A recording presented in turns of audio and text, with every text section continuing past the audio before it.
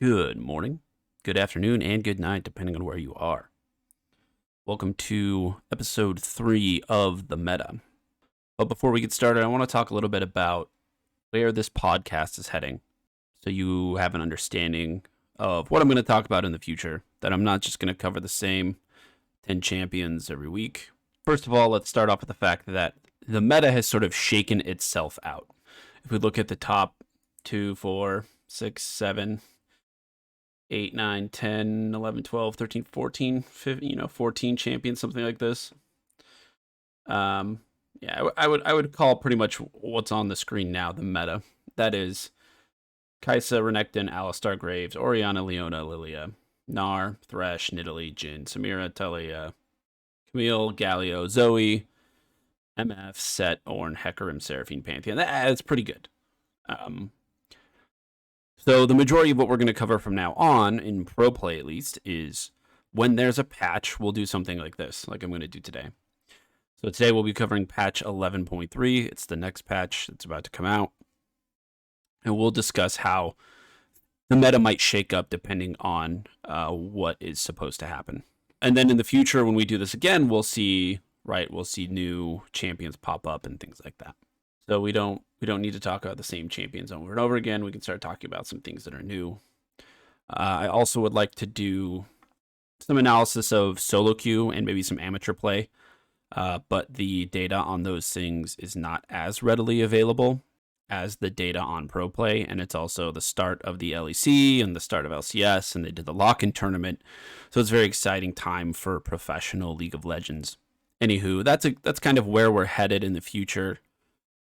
If there's a topic you wish I were covering that I'm not, and you want me to shake things up in a different way, just comment on my YouTube channel, tweet me on Twitter, or something of the like to let me know what you'd like to see, because I'm happy to take requests. I do this because I enjoy it, and because hopefully someday these visualizations and the way I'm talking about them will show to some video game company that I am indeed a good analyst, data analyst for their company, and I can get a job that way.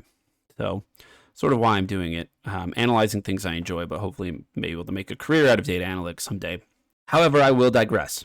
Let's discuss the meta. Patch 11.3, we're going to see a few changes. I'm not going to cover them all in a single list, so if you're just listening, I'll cover what the change is and then talk a little bit about how I think it's going to impact. Some are far more impactful than others. With any patch, I think you're going to see that. Sometimes in a patch, there's going to be really small changes that are more about, I'm going to call these balancing changes. So for instance, here at the top of the image on my screen, it says Deadman's Plate health from 475 to 400. There's removing 75 health from it. I think that's more about balancing the item than it is about saying that it's broken, right? It's not. And you might be like, Travis, if the item is broken and it gets nerfed, then it is balancing. Well, I think there's a difference between balancing an item and nerfing an item, right? So if we take the first two on the screen, we say, okay, Deadman's Plate gets health from 475 to 400, and the Staff of Flowing Water has its AP reduced from 60 to 50. I think that those are just balancing the item a little bit, because it is just flat stats that are changing. It's not 100, even 100 health, and it's just 10 AP. And I think it's aimed at doing something more general as opposed to like Gore Drinker, which is getting nerfed, because for those of you who understand math, a percent nerf is better than or it's more impactful, not necessarily better, but more impactful than a flat nerf.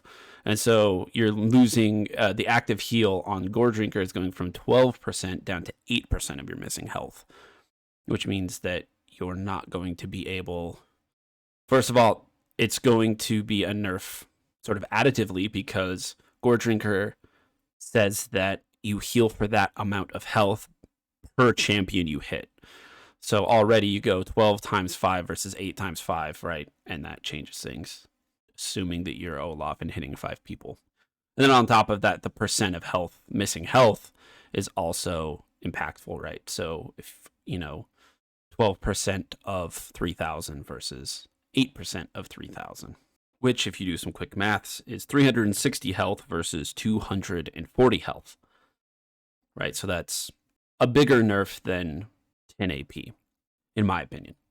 And also because Goredrinker, the active on it, we've seen it just run rampant and be the go-to item. Staff of Flowing Water is a good item, and it follows all of your Moonstone Renewer builds. I think they call it a Moonstaff build because you build the Moonstone Renewer, and then you build the Staff of Flowing Water, aka so thus the Moonstaff. And I think that what the Staff of Flowing Water balance is doing is trying to make it less useful on champions that are aimed at doing damage and more useful on champions that are aimed at providing utility. So if I can get 100 to 0'd by a Karma that's building Moonstone Renewer and Staff of Flowing Water that's also healing her team for, 200 health every 2 seconds or 100 health every second, however you want to do that, I think Riot might see that as a problem versus if that champion is doing a little bit of damage with the abilities, but providing mostly utility of shields and roots and things like this, and movement speed, all of the utility that Karma brings. So I think that's the idea, is just to deter people from building it on full damage. I mean, I've built it on like Brand a couple of times, I think like ARAMs or something. It's fine. It doesn't do the burst damage that like Luden's Echo does, right? Staff of Flowing Water, the Zhonya's Hourglass, the Seeker's Arm Guard cost, it's going from 900 to 1,000. I think this is aimed at the idea that Seeker's Arm Guard into like mainly AD team comps is like pretty free to build. It has one of the best, like, I think it got nerfed a couple of times. I remember when it first came out, it was like something stupid. Like it actually had more armor than like not Thornmail, but the item that builds into Thornmail, Bramble Vest.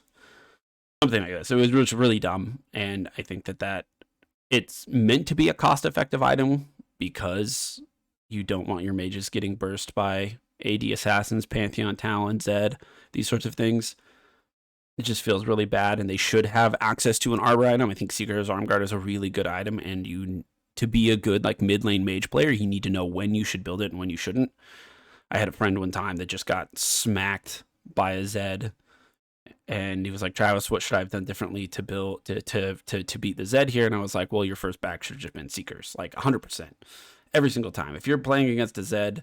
I was watching some of Mid Beast coverage of Worlds last year, and he covered one of the best mid laners, one tricks, a Fizz one trick in China on the Chinese super server, which for those of you that don't follow pro play as much, other regions in China included, they have a dedicated server for certain ranks of people, and it has really low ping, and you can guarantee that when you log into this server that you're going to get good games, and it's a little bit easier to track because there's just fewer people on it. And so like making sure the games are high quality is a little bit easier. Tracking down people that are trolling is easier and things like that, right? So you kind of have to earn your spot on the super server. You have to be like above diamond something or other.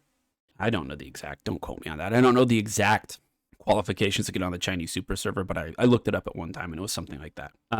And so when they hosted Worlds, they automatically let all of the pro players play on that server, which was really cool. So there were accounts that were just dedicated to watching it. Midbeast was one of these people who were just like watching the Chinese super server and just spectating games on it to see what it was like and see how the different pros throughout the world that were playing in the tournament stacked up against the people on the super server. Really interesting.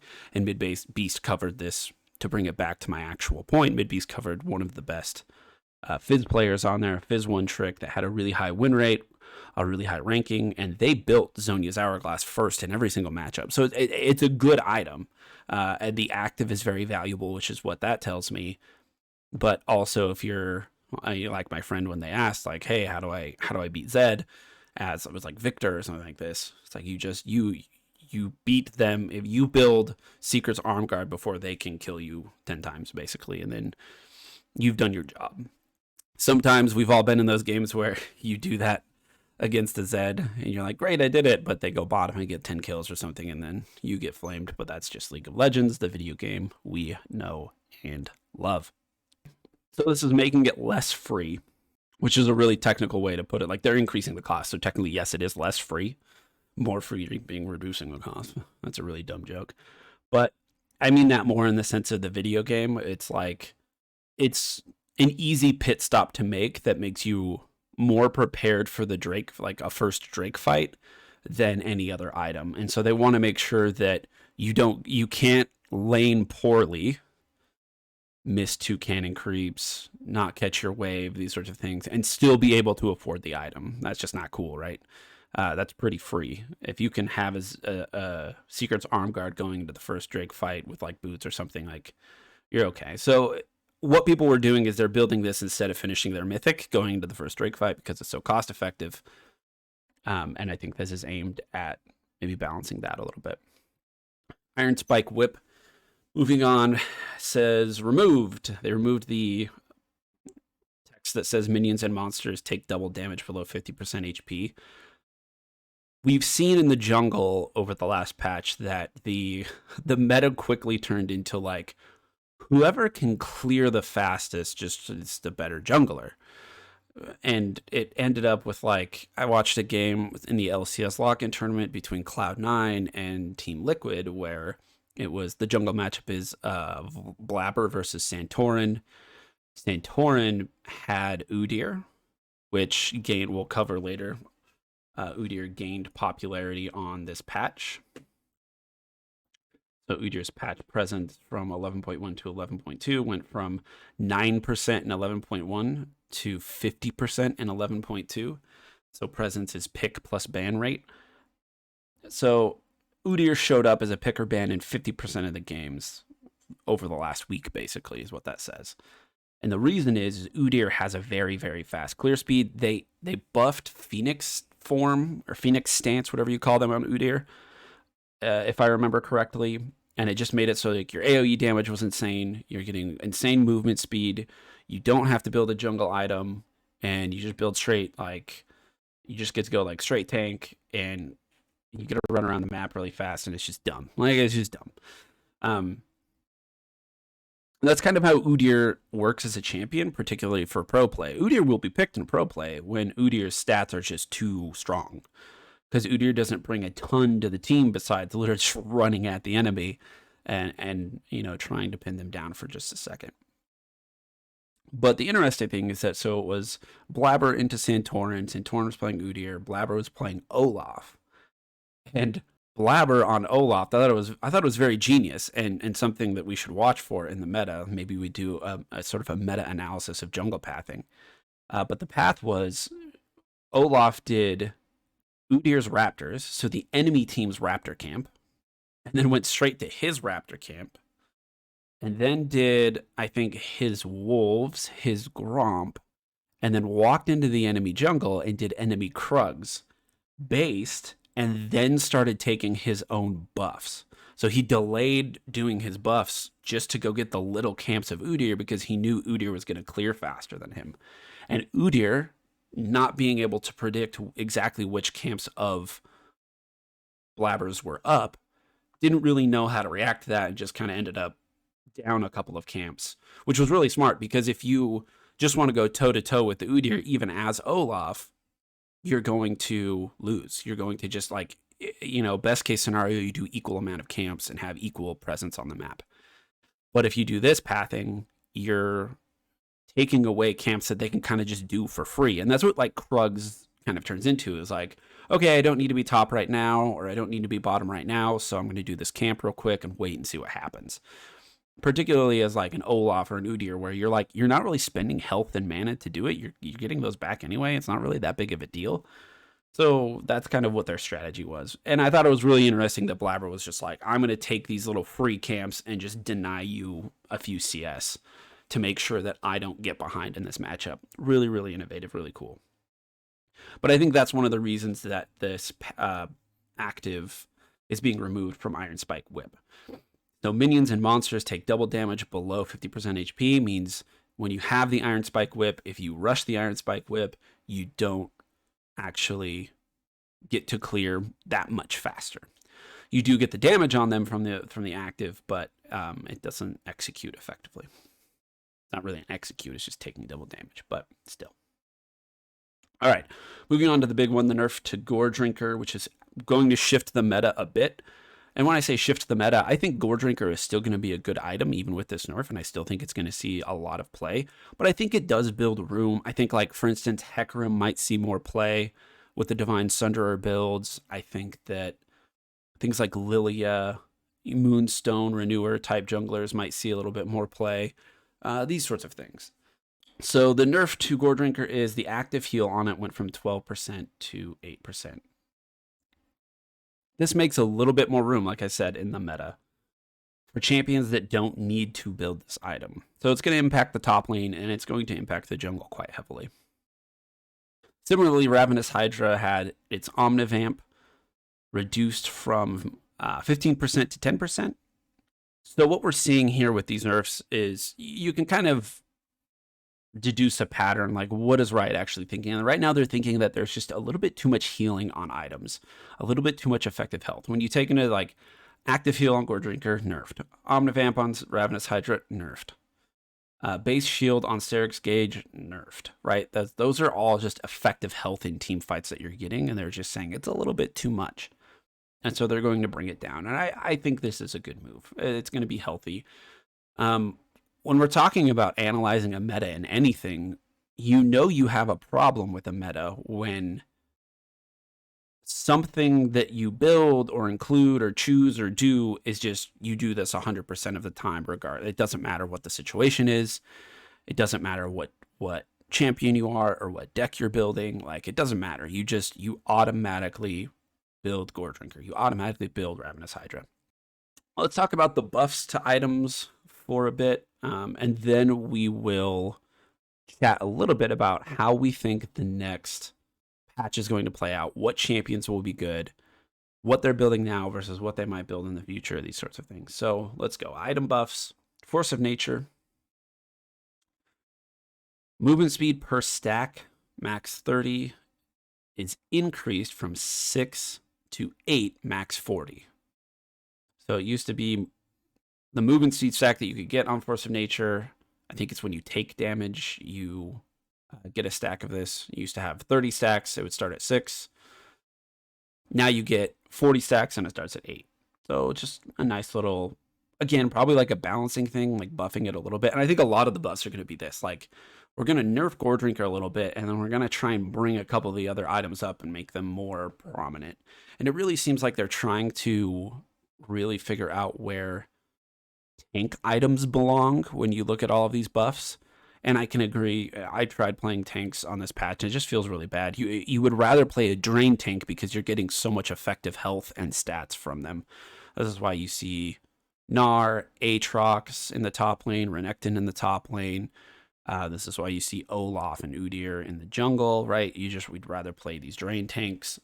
Okay, so the next item, and the reason I say that is the next item is Frozen Heart. Frozen Heart is yet another item that I think feels really good to build, but is just a little bit too expensive. And I think to summarize the problem that I think tanks have, it's that there are no, I think I've talked about this before, but there are really just no cheap item build paths that really work for you to have a good curve in the game and be useful at every part of the game. So let me kind of draw out what used to happen with tanks. Like, Season 10 was a pretty big tank meta. Like, Ornn was one of the most played champions. That's how you know it's a tank meta. And so as Ornn, what you would do is you would just look at the enemy top laner in jungle, and it was like this flow chart, right? So it's like, I'm going to look at the enemy top laner. Are they AD or AP? Cool. I'm going to look at the enemy jungle. Are they AD or AP? And you answer those questions. If they were the same, if they were both AD, you built armor, right? So you built like straight into Sunfire Cape, and you could build the armor components, and you could even go Bramble Vest right after that if there was healing, because those are really the only two champions you're going to be dealing with in the top lane for a little while. If they were both AP, you'd sort of do the same thing. For Ornn, you'd go like Abyssal Mask. Sometimes you go Spirit Visage. Sometimes you just rush Boots. It depended on the champion, but you would build, not AP, but Magic Resist, obviously. So if they were both AP, you could build Magic Resist. And if they differed, which a lot of the time they did, because that was the meta, is you wanted a jungler that was either AD or AP, and then solo laners that were the opposite of that, then you could just build straight health. So you would build like Balmy Cinder and a Kindle Gem. And that way you were tanky enough to survive their onslaught no matter what type of damage that they were doing. And then the problem that occurs in this meta is that the items don't build that way anymore. You can still kind of get away with doing like the Balmy Cinder into the Kindle gem, like I think it's still good.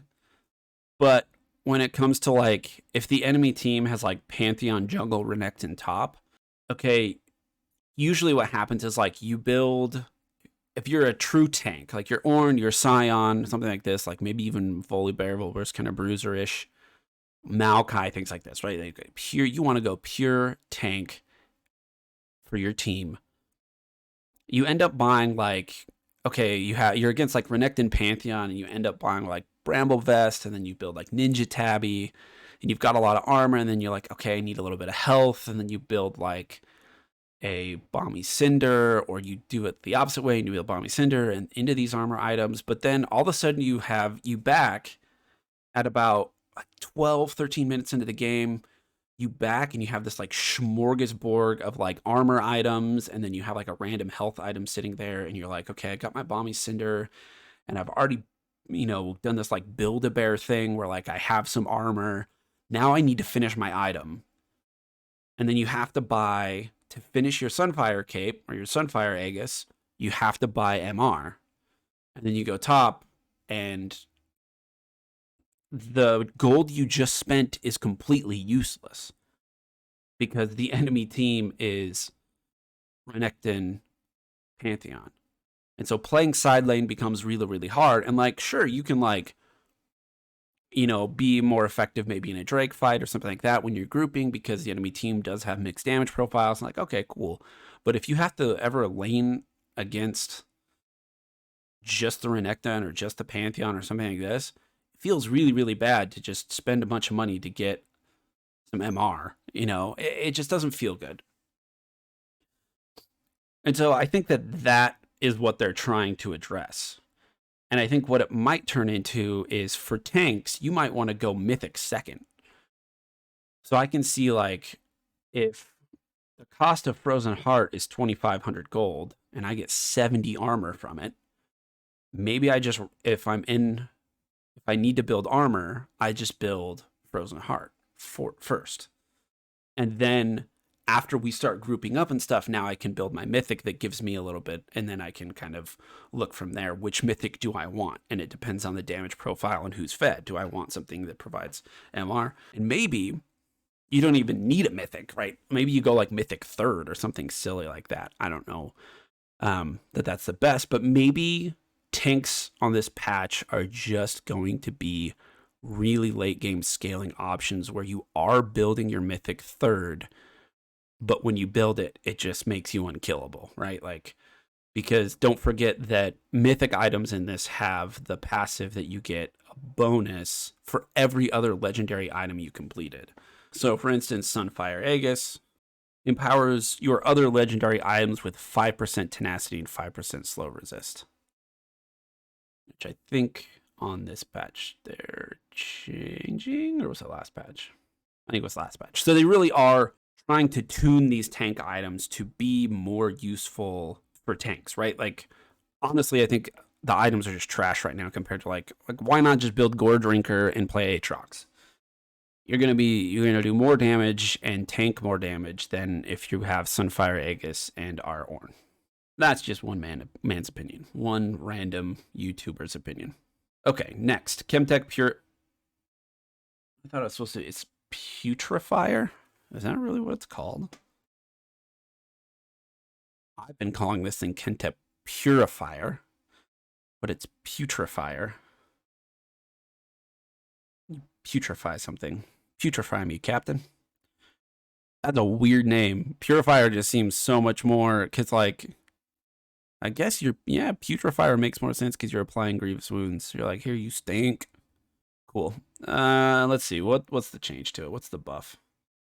15 from 15 ability haste to 20, and then it has a new line of text that says healing or shielding an ally will cause their next damage to inflict 60% grievous wounds for 3 seconds. So this is the item that like supports are supposed to build to inflict grievous wounds, right? If you're a tank, you can build the Thornmail.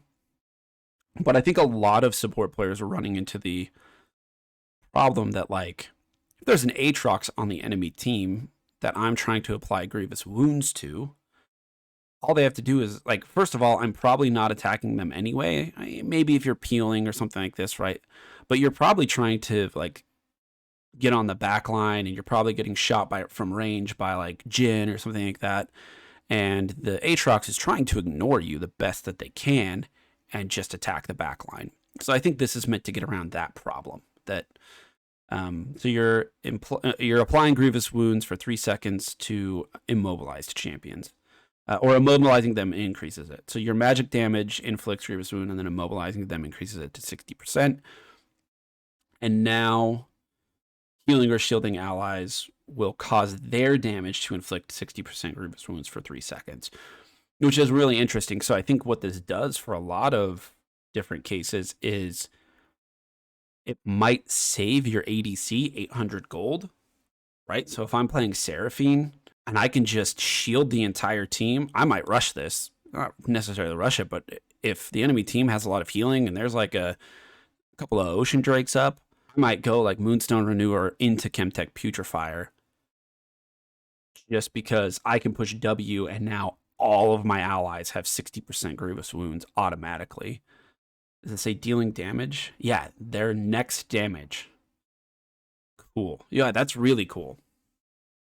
That's really cool. And I think it actually, I'm a big fan of items that are for supports that make it so their team doesn't have to do something, right? So that's why I like Mikael's Crucible for support players, because now your ADC doesn't necessarily have to build a QSS or have to bring cleanse, because you can do that for them. I think that's a really cool part of the synergy and teamwork of support, and I hope it sort of they come up with more items like this. But yeah, now so Chemtech Putrefier has this on that. I think it's really good.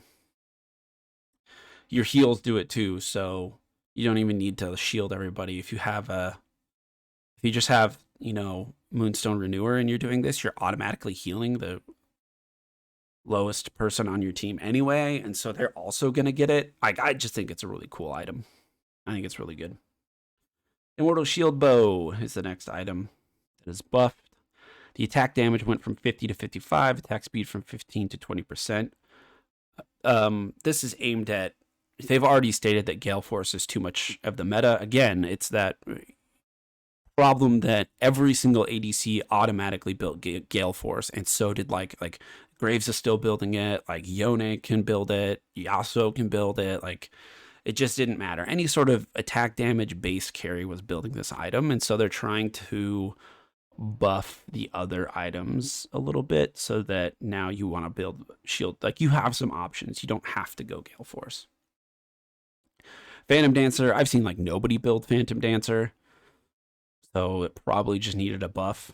It didn't have any AD on it apparently, so the AD went from 0 to 20. That's huge. Attack speed from 45 to 25%. Yeah, so just honestly, I think that they gave a change to Phantom Dancer, like they gave it a shot, and this is them just being like, "Sorry, we fucked up. That's my bad. I didn't mean to. We'll give it some AD. I know it doesn't have an AD. I know it doesn't have an AD, guys. Let us give it some AD real quick." So I think that's what's going on there. Lord Dominic's Regards, Armor Pen to 25 to 35. I think these are items. Phantom Dancer, Lord Doms, I think that they're just not seeing it in like pro play, and maybe not even in like solo queue. Like, nobody's touching these items, and so they're just trying to give them a niche. I built Lord Doms on Senna. I had a block of Senna games this week. One day I played 4 Senna games straight and won all 4 of them. I was building Lord Doms because they had like a Cho'Gath in the top lane that was really tanky. I melted that big old bug. It was awesome. So I'm sort of a fan of Lord Doms. I'm a fan of it getting a buff because I think people are right. It's not necessarily the best item right now, but as the game goes on, it would suck for. And again, you're also buffing tank items, so you got to make sure that carries have an answer to the tanks. Verdant Barrier. I actually don't know what Verdant Barrier is. Let's search it on the wiki. Verdant Barrier. Yeah, so I think we're starting to get into the items that like build into other items, and Verdant Barrier is the new one that builds into like Banshee's Veil, which makes sense because Banshee's Veil is next.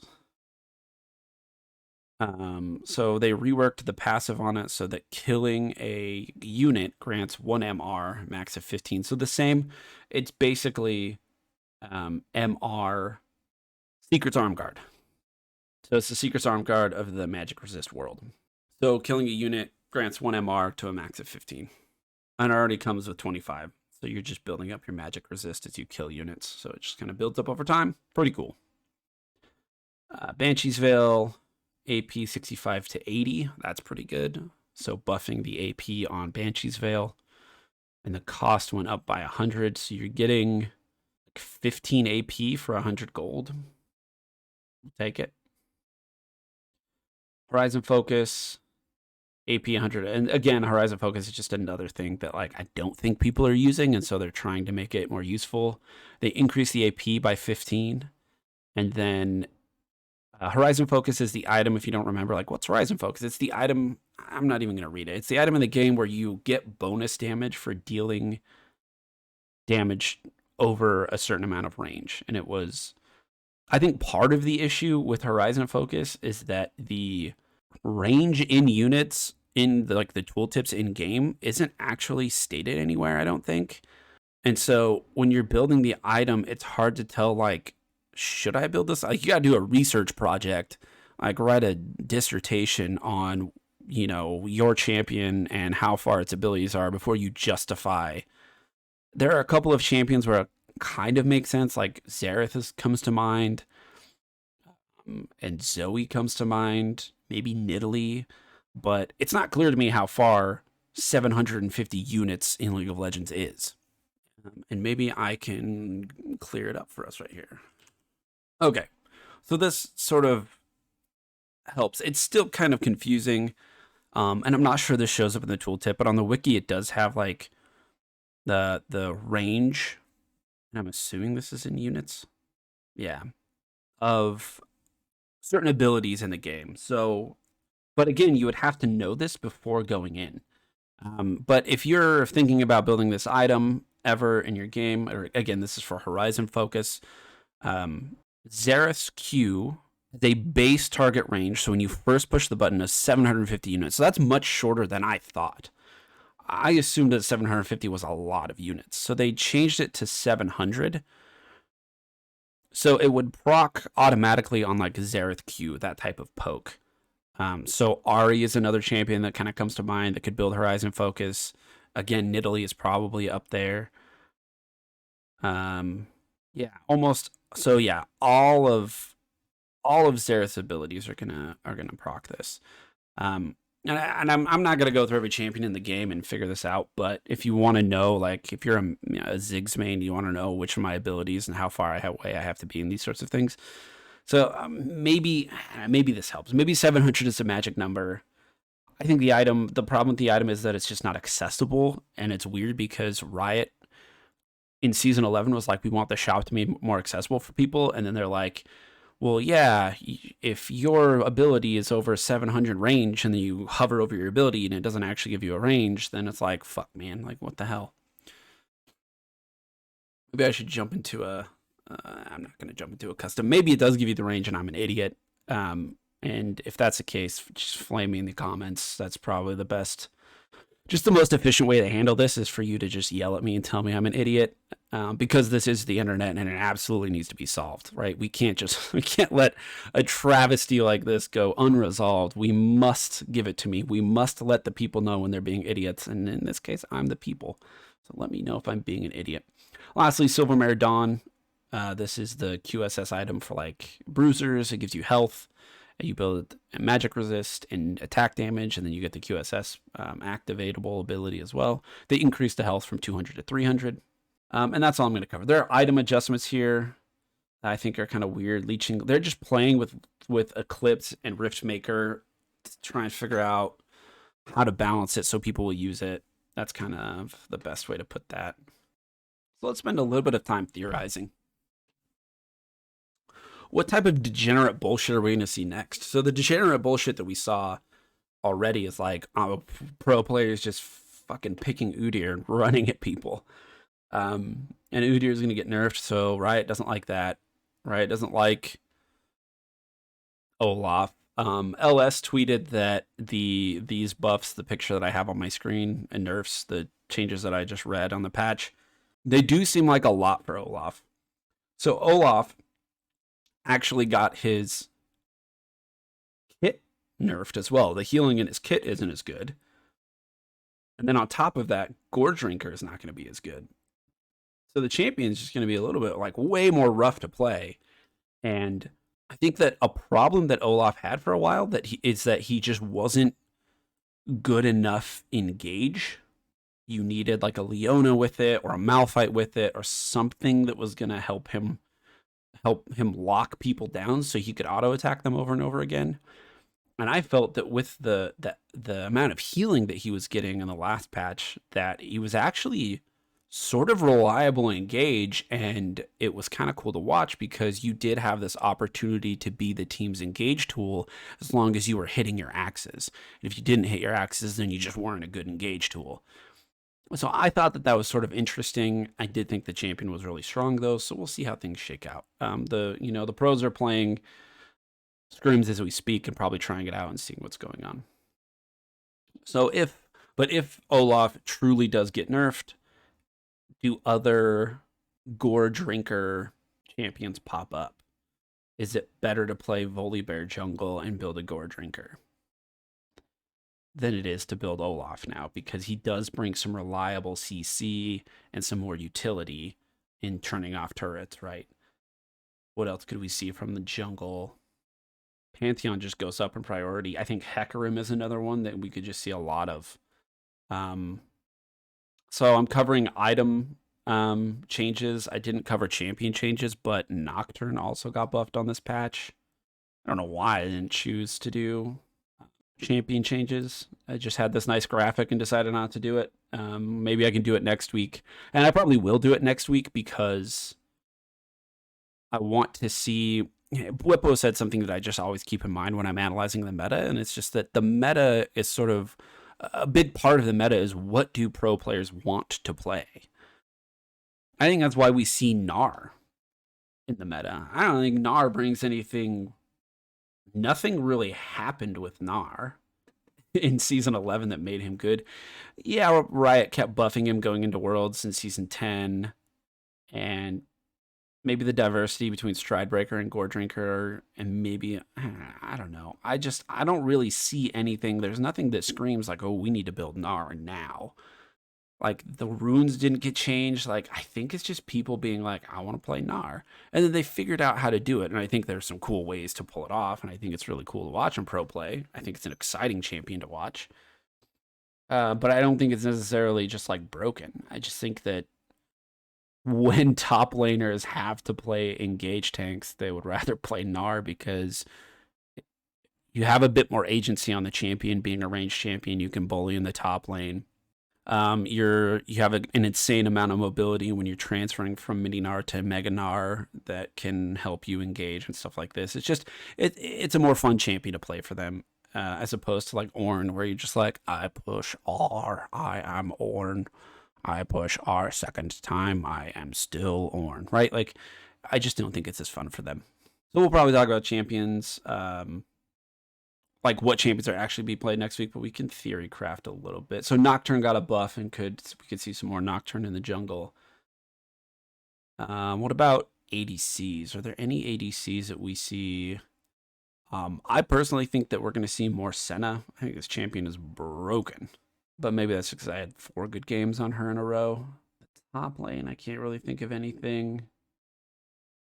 Maybe we see more like Gragas and like Sylas.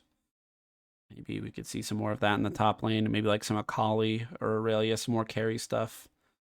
Since Drain Tank isn't like a must-have. But maybe we just see more Moonstone, right? If you're going to nerf the Drain Tank ability on Gore Drinker, then we'll just play Moonstone and we'll just tank, just Drain Tank for everyone. Not really Drain Tank, that's not the right word for it, but we'll just heal everybody by hitting our abilities. So that's a possibility as well. Anyway, I think I'm going to wrap it up here. I've rambled for long enough. Thank you for tuning in. My name is Travis Stonefeld Barris. Good morning, good afternoon, or good night, depending on where you are.